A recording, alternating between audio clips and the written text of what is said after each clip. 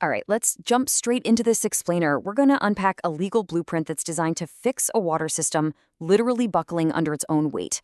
But more importantly, we're looking at exactly what this means for your daily access to water by the year 2047. Today, we're exploring something called the JALA Ekta VIDHAN framework. It's this incredibly fascinating constitutional policy developed by Prof. Dr. Kapeleshwar Mishra. He basically diagnosed a fundamental mismatch in how India governs its water and then proposed a highly concrete, legally actionable solution. To really grasp the stakes here, look at this number. 60.63% isn't just a random statistic. It's India's projected national stage of groundwater extraction for 2025. We're rapidly depleting the very aquifers that sustain us. And a big reason why? Our laws actually treat groundwater extraction as an absolute right tied to land ownership, which is a massive hangover from the colonial-era Indian Easements Act of 1882. On top of that, we've got 296 polluted river stretches across the nation. It just goes to show our current system is, well, kind of a fragmented mess. Right now, Indian law treats surface water, groundwater, and wastewater as completely different legal entities, managed by totally different departments. But water doesn't respect administrative lines, right? A raindrop becomes groundwater, then municipal supply, then wastewater, all in the same cycle. A fractured system like this simply can't secure our future. But we don't have to look far for inspiration. Imagine flying a drone over ancient marvels like the Ahar Pine systems, the Cools of Himachal, the Johads, or magnificent stepwells. These structures prove our ancestors deeply understood how to govern water with perfect community unity.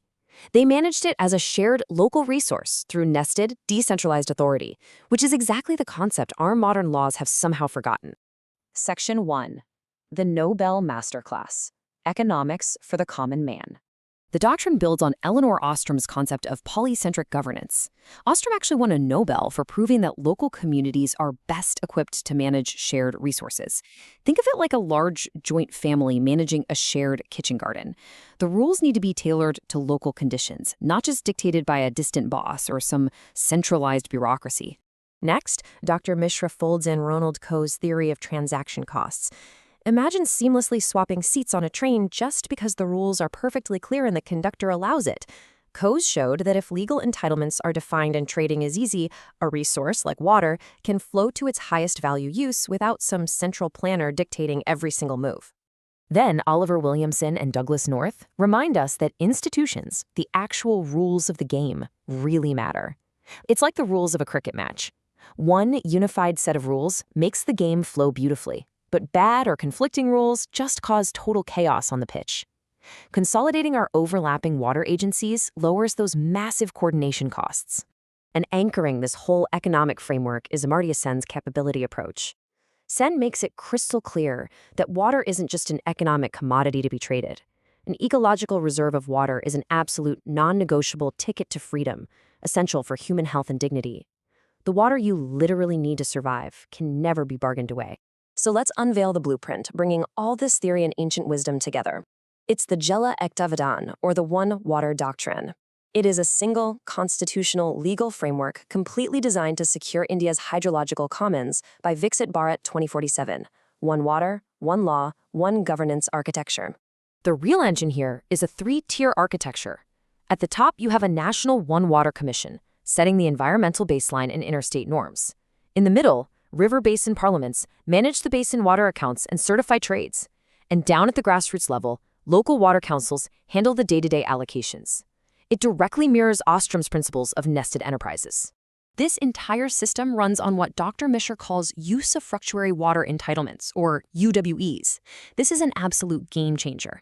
It replaces those old colonial land ownership rules over groundwater, but it doesn't strip farmers of their rights. Instead, it grandfathers in their historical use up to a sustainable cap. So if a farmer saves water, they now have a verified surplus they can easily lease or trade, while that core non-tradable ecological reserve stays entirely protected. And here's how it all connects practically using a phased digital water ledger. Imagine a fully transparent digital registry managed by those basin parliaments. It uses satellite proxies and local monitoring to track every single drop, from agricultural fields right to urban centers. It basically shifts compliance from rare, random inspections into continuous, low-cost digital record-keeping. In this new setup, untreated effluent isn't just an afterthought to be regulated later. The doctrine mandates a mandatory circular water economy. Pulling inspiration from global models like Singapore's Any Water, wastewater gets legally reclassified as a primary resource. High-polluting industries will face strict zero liquid discharge obligations, which essentially forces a closed-loop system where water is constantly reclaimed. Now, when conflicts inevitably pop up, we need rapid resolution. Our current system relies on tribunals that can drag on for decades. The Cavalry Tribunal took a staggering 28 years for a final determination. Can you imagine waiting almost 3 decades for a resolution? This new doctrine establishes a dedicated water justice tribunal to resolve inter-user allocation conflicts swiftly, running right alongside the National Green Tribunal. So why would states actually agree to give up coordination power to this new system? Well, a previous attempt back in 2016 stalled because it lacked incentives. Dr. Mishra proposes a really smart fiscal incentive layer under Article 252 of the Constitution. Much like the GST compensation mechanism, states that adopt this framework get priority access to capital and tied grants. Basically, they're financially rewarded for actually implementing the doctrine and fixing the systems, not just signing a piece of paper. The doctrine also fiercely protects equity. There's extensive research out there showing that women enforce community resource rules far more consistently. So this legally mandates at least 1/3 female representation on all local water user associations. It ensures the people most impacted by water scarcity are placed right at the center of how it's governed.